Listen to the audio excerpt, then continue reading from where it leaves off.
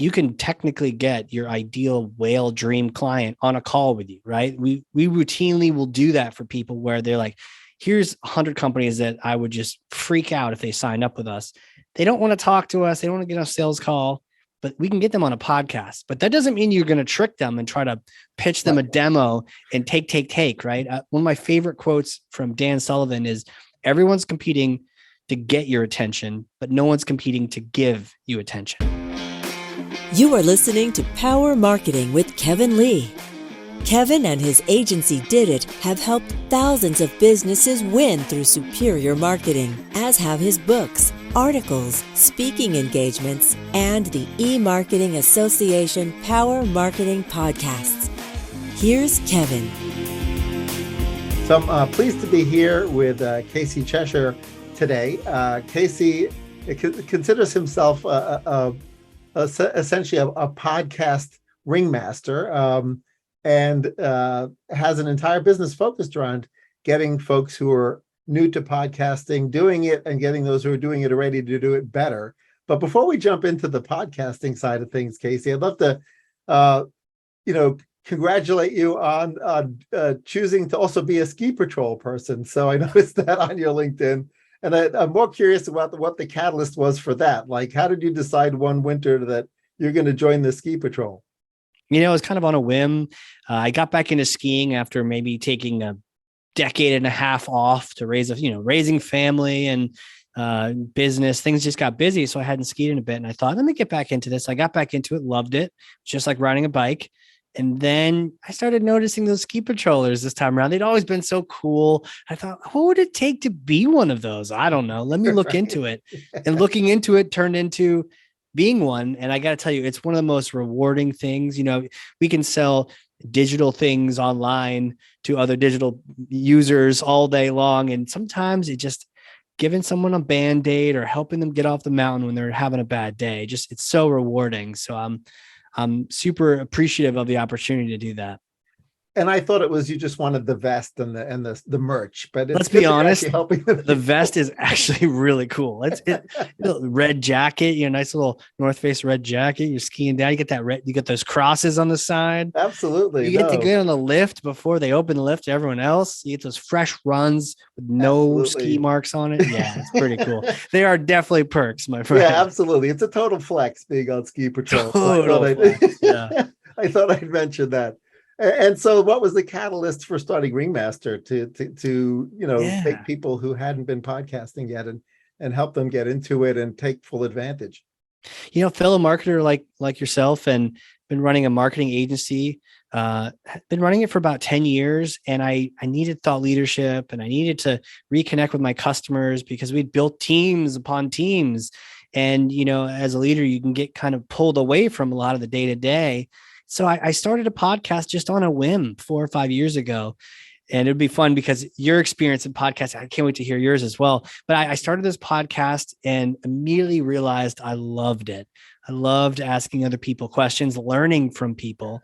And then you know what happened? A few people I started talking to, we ended up doing business together because we were friends. It wasn't like it was a sales pitch. We just had a great podcast episode. And then we thought, oh, this is cool. We'll work together. And so that my agency grew from business and deals and connections that came from the podcast. And I was just having fun. So when I would tell people the story about it, I started getting that, ooh, could you help me do that? I want to do that too. I want to do that too. And I knew that my next business was there. So when I had a chance to sell my agency last year, it was like full force. Let's go. Nothing but podcasts all day, every day. So now we launched podcasts for B2B companies. We're staying in that B2B world. That's our sweet spot, but having a lot of fun doing it. That's great. And, you sort of alluded to sort of asking what my journey was with podcasting. I used to do a ton of speaking engagements, used to do 30 plus a year. And this is, of course, pre-pandemic. And the E-Marketing Association was one of the organizations I would do speaking engagements for, but dozens of others over the years. And it was a ton of fun, and it helped me build my LinkedIn network to be quite robust, and generated business as being a subject matter expert up on stage was certainly very helpful. And, when I first acquired the E-Marketing Association, it was really somewhat serendipitous. There had been a family tragedy in the former owners. and I had helped them out during the family tragedy, lending them a bunch of money for them to renovate their home so that their daughter, who had become a quadriplegic, Oh, could move geez. home. And unfortunately, she passed away a few years later, and they just were never quite relaunched the e-marketing association. And when I first acquired it, I wasn't planning on doing podcasts. So I was really thinking, oh, well, maybe I'll do a chapter-based model. But right about the time that the pandemic hit, I had taken some content and some previous podcasts that I had done, video podcasts, including a video interview with Jeffrey Hazlitt, the former chief marketing officer of Kodak, when he had written his first book. I had him on under my personal domain ages and ages ago. That's So I cool. sort of reposted that stuff on the e-marketing association site and said, all right, I guess I'll start doing podcasts now. And I agree, it's a great win-win situation, because Yeah. for me, the catalyst was there were a lot of folks I wanted to keep up with and catch up with that I've known and met over the years, because I'm old and have been in digital since 1994. So there's a lot of folks in my LinkedIn network and a lot of folks I've met over the years. And I realized that during those catch-up conversations, as they were telling me what they were up to, I'm like, wait a minute, I wish they were telling everybody else, not just me. Right. Because right. Those moments where you're like, I wish someone else heard this. This was amazing. exactly. Because they Yeah. would give the perfect elevator pitch, right? To me, Right. I'd be like, oh, like that just went to waste. Like, because I'm not in their target market, or maybe I'm not right now, or whatever the case may be. And so, I said, I guess I should, kick back into podcast gear again. And because I'm not a big consumer of audio podcasts, I'm much more of a video consumer. Mhm. I started there, but Right. Jeffrey's now running C-Suite Network, Jeffrey Hazlitt. And so he's got me convinced I have to go back into my archives and reconvert a bunch of those into audio-only podcasts to join his B2B podcast network. So I'll probably be doing that. It worked that long tail, right? Yeah, absolutely. And what's interesting is certainly within the B2B ecosystem, one sees more robust podcasts, but I also find that within B2B, some folks doing podcasts seem to not be sure what to talk about, right? And I like to tell them, when I give them advice, like, it's okay for people to become aware of your product and your service, but it shouldn't be about that. It Right. should be about something more big picture, some kind of systemic trend, something going on in the ecosystem that should be talked about. And people will learn about your subject matter expertise during the podcast. But if it's a pitch, to be honest, I should charge you branded content fees for it, right? So Right. don't make it a pitch, make it educational, and try to wear the professor hat. So I can try to be that catalyst to sort of getting those people to talk about what it is that they see going on, challenges that they see folks facing in the ecosystem. And so whether they're an SSP or a DSP or an ad tech provider or whatever the case may be, Scott Brinker, I had him on. I know you and I Yeah. share him as a connection. Isn't he He's at great? HubSpot now. Isn't he just, he's just one of those people you could talk all day to, Absolutely. He's wonderful, right? And like, having him on was great. I mean, obviously he had the HubSpot thing in the background, so it's like he didn't really need to talk about HubSpot. We barely touched on HubSpot. We just talked about the evolution of the MarTech ecosystem and the Same. fact that his grid got so big it didn't fit on anything anymore. I think it's well over 10,000 MarTech companies on his chart. But those are the kinds of things that people like to hear about. In other words, how does he classify them? And when do they rise to the point where they're worthy of being on a chart and things like that? So everyone's got some interesting stories to share, and storytelling is the best, right? So it's a far better way to establish relationships than pitches, to be honest. Yeah. The relationships are priceless. I've had guests from the show who live elsewhere saying, oh yeah, I come to New Hampshire every now and then to go hiking, come hiking with us. So to have that kind of a relationship with a future customer, that's what we always wanted in marketing, right? We wanted to know the customer and be the voice of the customer. But I think sometimes we've given that up. Like we've gotten so good at technology and so good at buying technology that we've sort of done this thing where it's the one and the zero, and it's not really like the person, and not even their name, like a cheesy persona, but like we don't really even know what's going on with them. And so I find that there's nothing quite like podcasting to reconnect with your customer. And then you're the voice of the customer. You can then tell other people what's up. You know what their challenges are. You're not just guessing. And I think I used to do a lot of that when I was so fixated on the technology side. Absolutely. One interesting thing I'd love your perspective on is obviously during the pandemic, those of us doing podcasts are doing them the way we're doing this one now, which is, Zoom based, or they're using perhaps some other technology to do remote podcasts. But there's also a slight difference in the vibe when you're able to do the face-to-face podcast and actually do it in studio and set up sort of the desks facing each other. Yeah. Potentially even do a 3-camera shoot where you're recording both, the faces individually and then a third camera, which includes them, both in the studio at the same time.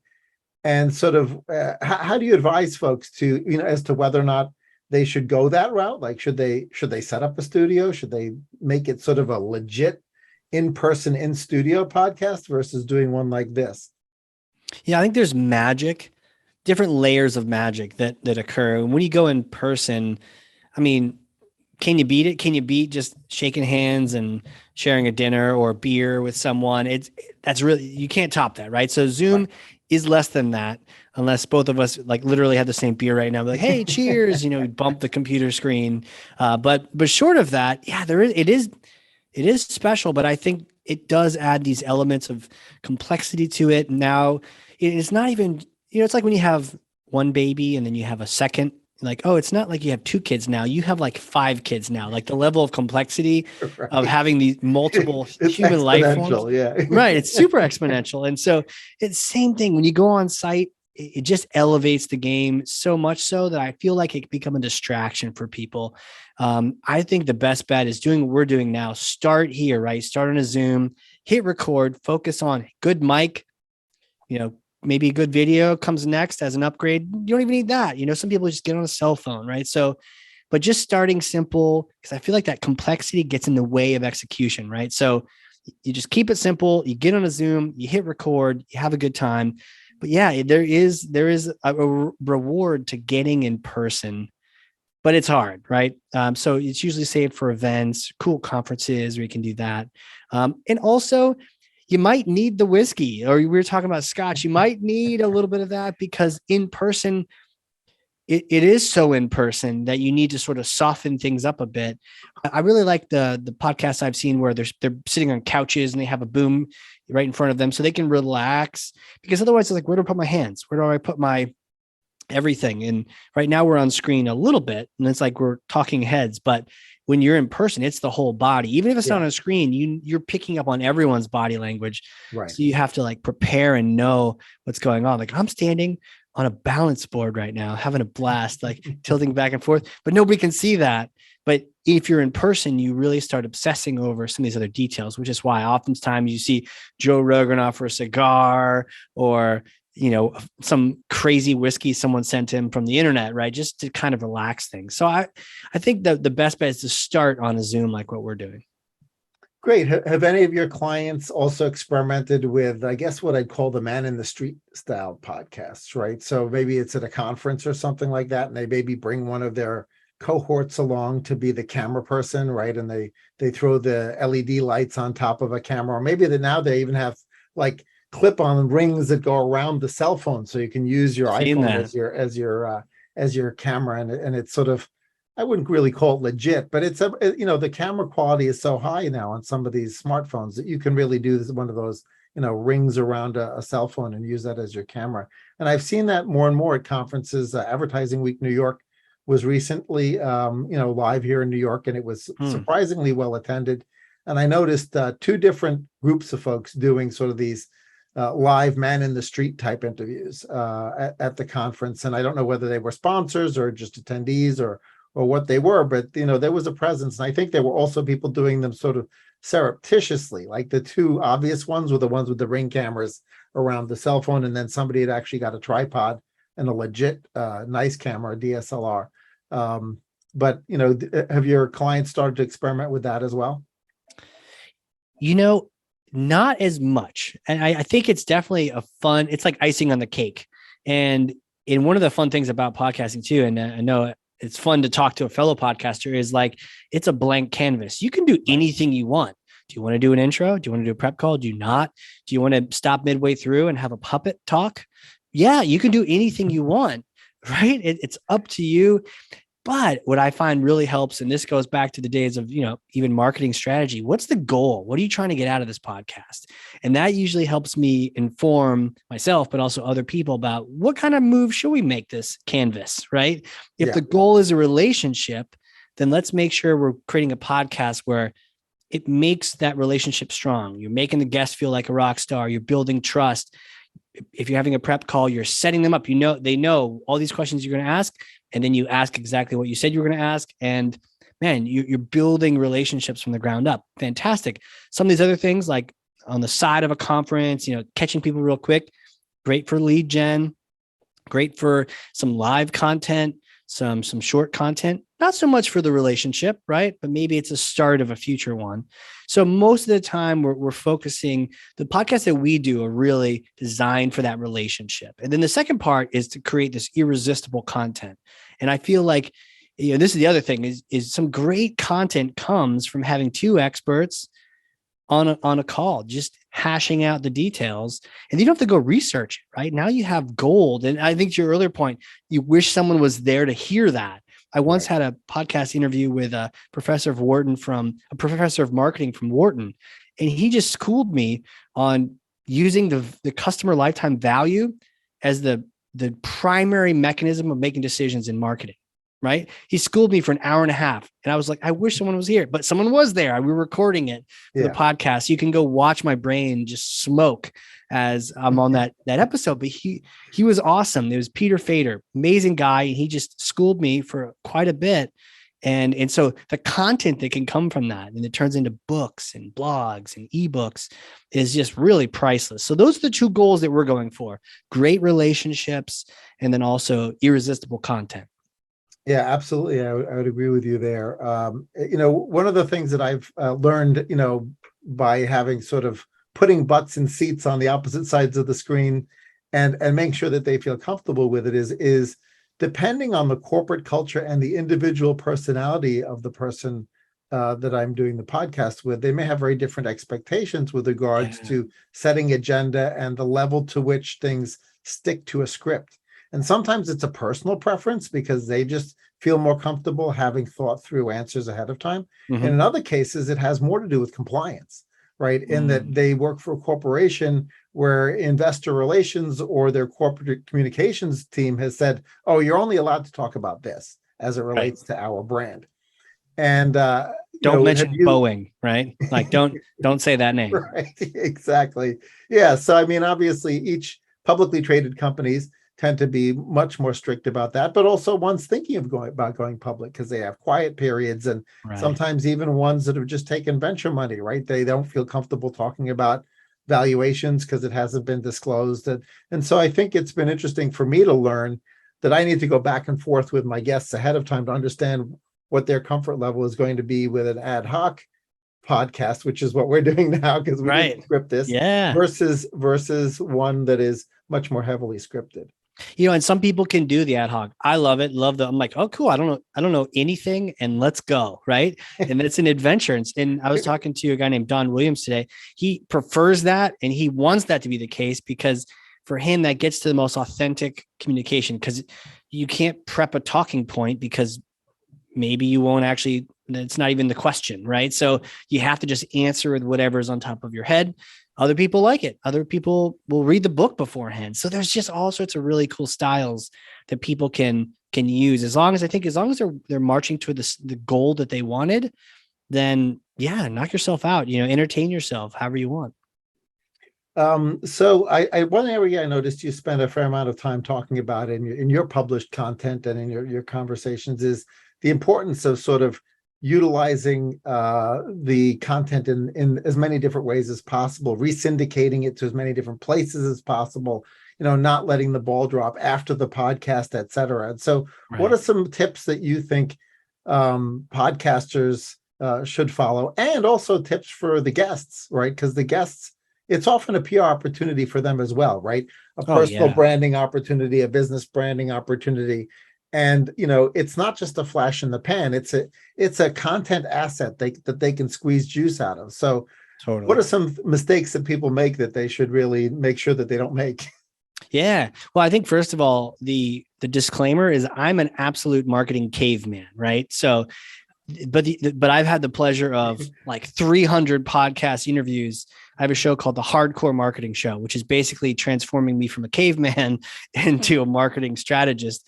And so there's two people that come to mind when I think about repurposing content, which is they're brilliant. And I've had a chance to just extract their knowledge like a pod person, right? So one is Amber Khan in the UK. She is this like queen of repurposing content. Repurpose Den is her company.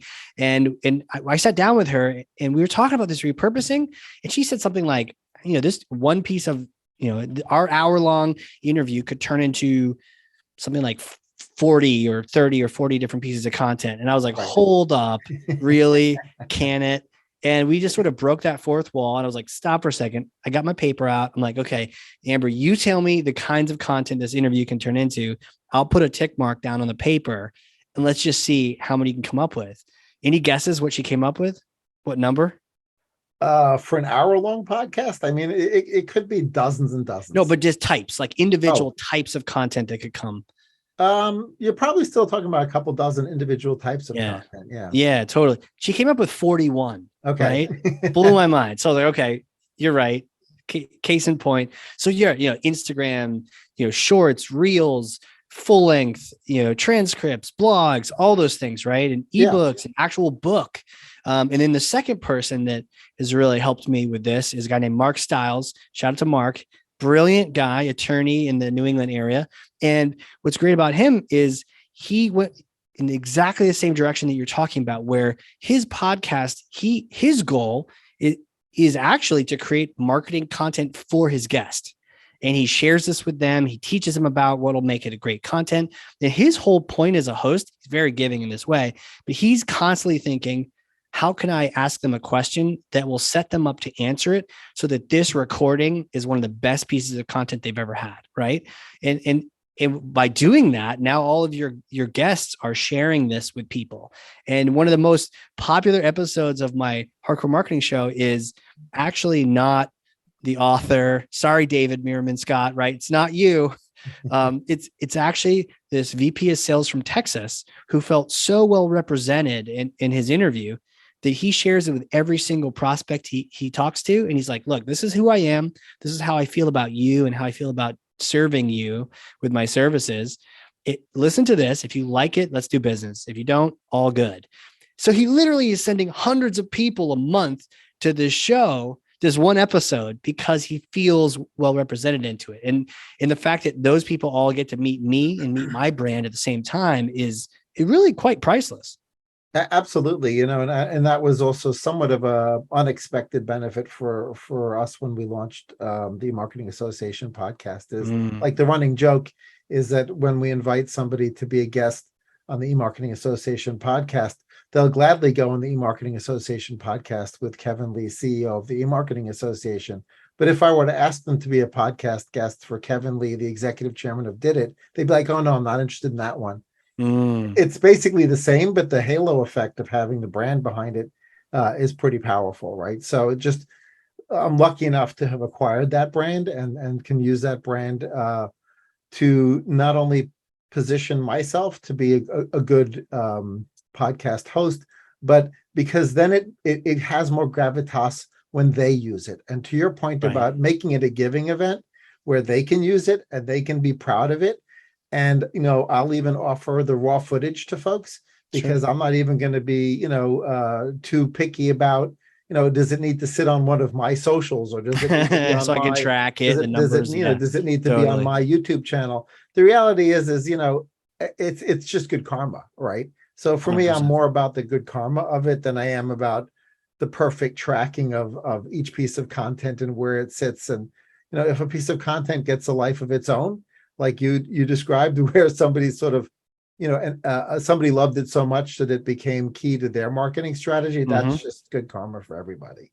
So amazing. I think anybody who's listening to this and is thinking through their content creation and invite policies or strategies regarding their podcasts, think more about what you can do for them than what they can do for you. I think that's really, it's so key that you mentioned that, because you can technically get your ideal whale dream client on a call with you, right? We routinely will do that for people where they're like, here's 100 companies that I would just freak out if they signed up with us.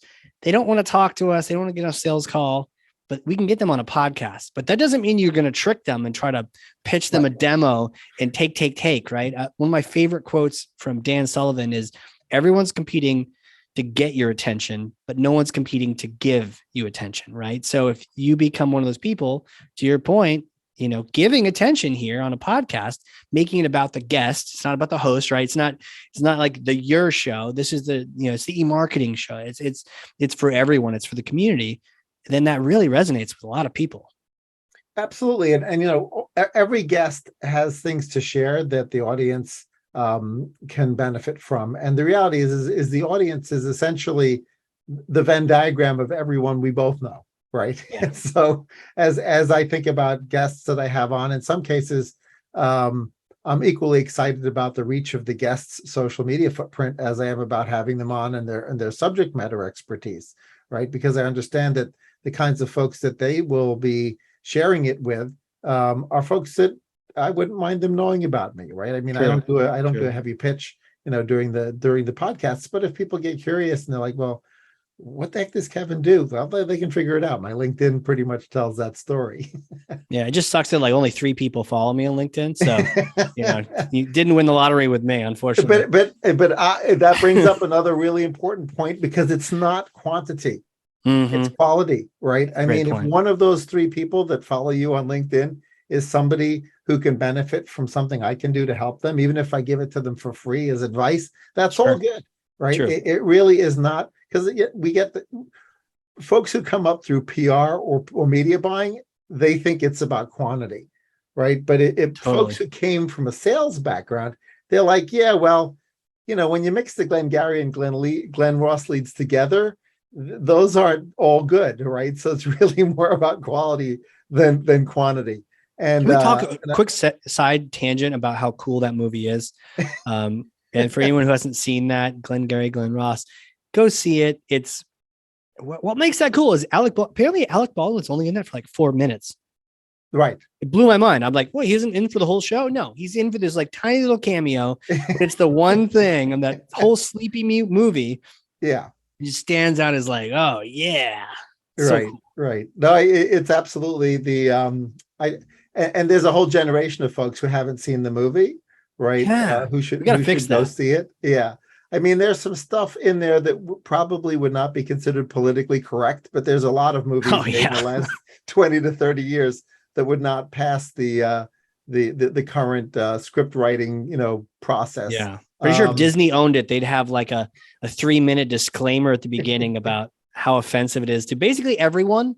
Universally offensive, but a great movie nonetheless. Yes, absolutely. But I think really that as one puts together a podcast editorial calendar, as one starts to invite guests, once you really move to that, what's in it for them mindset as opposed to what's in it for you mindset, then you start to think less about, the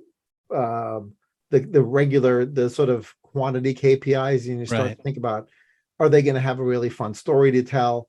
Are they going to be able to impart pearls of wisdom, which can help a listener or viewer, in the case of a video podcast, make their job easier or make their life easier? And obviously podcasts exist. We're talking, both you and I live in the sort of B2B podcast world, but within the B2C podcast world, you've got coaches and therapists and nutritionists and a bunch of others that are helping consumers potentially make their lives better, right? And the guests that they have. And within the world of influencer marketing, collabs are super powerful, right? So if you start to think about podcasts as just one form of collaboration, it changes your mentality on the way you structure them and the way you execute them. 100%. And, to keep us humble, there are literally kids that have, 750,000 people following, watching them play Rust on YouTube. So, it's all, but so really it is the conversation, it is the content, but it's the challenge in the marketing world is that push for ROI. Hey, we've got Pardot, we've got Salesforce, Marketo, we've got things, HubSpot, even we're tracking the hell out of this. What's its ROI? And so I think there is that direct one-to-one guest ratio where if a guest converts, well, that's easy to track. That's like 50 in a year. But then you're right. It's all those other things that we know this is working. It's almost like that brand debate, right? It's like, well, we know this brand is helping us in a B2B world, but how much is it helping us? Like, how do you quantify the effect of Dave Gerhardt on Drift before, during, and after Right. for elevating that brand into this weird thing where Drift is like, all the rage. And then with him not there, maybe it's a little bit quieter. So it's like, it's a little fuzzy. And I know it's challenging for marketing to embrace both the analytical and that fuzzy side of it. Yeah. And sometimes it manifests itself in ways, again, you really couldn't expect. I had a guest on last week, and I just got a text from him earlier this morning where he would love to get an introduction to a prior guest, because I haven't published his edited video yet, but he happened to go up there and notice one of the prior guests, and it was a person for whom one of his clients would be a perfect fit, right? Mm-hmm. So now I'm going to be the connector of those two people together, and they're both going to love me for it, right? Because it's going to be a win-win that they're going to have together, and I will just have been the connector. So yeah, you can't always track everything, right? I mean, there's not a perfect non-dotted line with regards to like, what was the ROI for that for the first speaker? What was the ROI of that for the second speaker? What was the ROI of that to me, right? At a certain point, you sort of have to, put the fuzzy math in there and say, okay, well, as long as our best interests are at heart and our heart is in the right place, everyone's going to win. There's a rising tide. Yeah. Sure. There is, but explain that to the CEO when they're looking for marketing to help them achieve their 2023 goals, right? So it is really that tug, that creative and analytical tug. But I think that's probably why we all chose marketing, or a lot of us chose marketing in the first place. It was that neither one is totally dominant. It's like, I want to be a little creative, but I also want to measure the hell out of it and know what is the answer. And there is an answer. Well, one of them did better or didn't do better.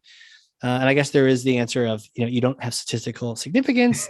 So it's kind of a push, but at least that they're not better. At least you have some sort of analytical review of what you've done. I'm not sure if you use it, recommend it for your clients, but one of the things that I find helps free up budget for podcasts and for podcast style content at a client is understanding that as a piece of content marketing, it has SEO ramifications as well. Right. And in a variety of different ways does it have this SEO ramification, right? You've got the fact that the content has a primary place that it sits, right? And that could either be on a YouTube channel or it could be on a blog, company blog. In addition to that primary place, elements of it and snippets of it will get syndicated out on social and sit elsewhere. YouTube is the second largest search engine in the world. It just happens to be a search engine for video content. So I always recommend people do video podcasts along with audio, just because it gives them another bite at the video SEO apple. And that, by framing the pitch to do podcasts in a way that it covers over on more than one of the sort of siloed budgets that clients have put aside, PR, digital PR, social media, and SEO. Okay, well, they all have budgets, right? And the reality is that podcasts are one of those forms of content creation that bridges those. And you never know who's going to have the extra budget, right? And whose budget will be influential in taking it over into the positive column. But the reality is that once you do that analysis and you start to realize how many different ways it becomes sales material, True. for a lot of folks. Yeah. Right? And so you have all these different areas in which the podcast content gets reused, becomes, some greases the wheels of the sales machine, greases the wheels of the CRM machine, because it's something new to talk about in your email newsletter.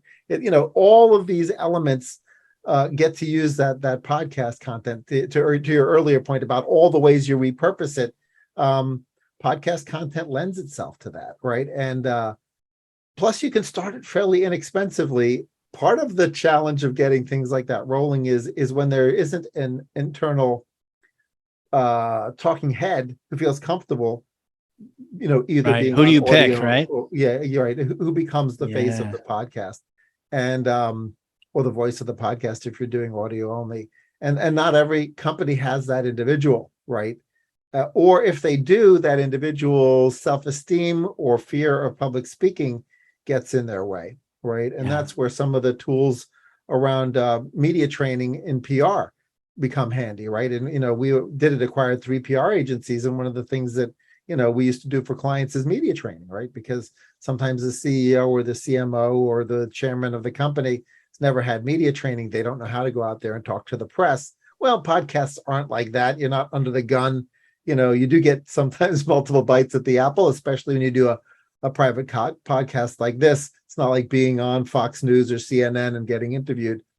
Right. But some of Having some the producer same over your shoulder apply. telling what you can and can't ask. And if I want to ask you about your favorite ice cream, I can, Right. it's not like, oh, no, that's incorrect. You can't ask that.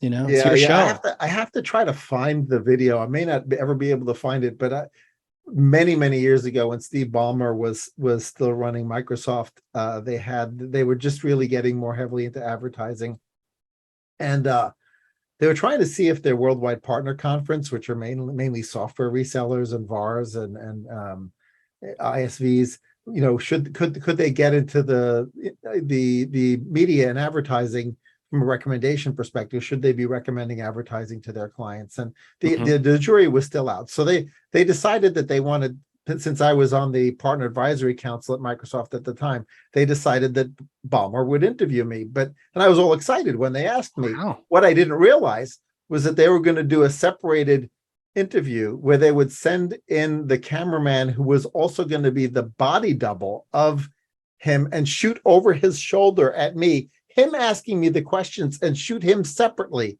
asking the questions to me virtually, and then they would knit it together. So I've been interviewed by Ballmer, but I had only met him for like 2 minutes previously, right? So we never actually had the face-to-face. It was fascinating. Yeah. Wait. So describe. So you didn't actually have a face-to-face? They like filmed it to make it look like you did? Right. It was like that movie with the fake 2-camera shoot. I can't remember which movie it was that had that where the newscaster got in trouble because they had a 1 camera out doing the shoot, and then it showed a shot of the reporter crying, and it was clearly staged, right? And the only way they figured it out was because they only went out with 1 camera. And but in this case, I was able to do a one-on-one interview with Steve Ballmer for like a dozen questions. But they were asked of me by the camera person who came to my office and set up the whole equipment and shot over his own shoulder asking me the questions, and then they just set up the identical situation on the other side, right, and put a body double in for me, right, with just a shadow, right, so all you could see was who'd they cast? Brad Pitt, was he your body double? Who was your body double? Well, actually, based on the people that I'm said that I look like, it could have just as easily been Kevin Spacey, or it could have been Scott Baio. I sometimes get that. Yeah. I've gotten Bruce Springsteen. I've gotten all sorts of different ones. And I'm 6'4", so Bruce Springsteen and I are very different in height. But geez. it's weird. You do get look-alike. When you do a lot of conferences, people get the look-alike thing a lot. It's one of those things too where you mentioned the news channels and how they can be fake and so curated. I think that's what people really like about podcasting, is it's 2 people being real. I mean, a lot on my shows, we don't really chop anything out in the shows we produce.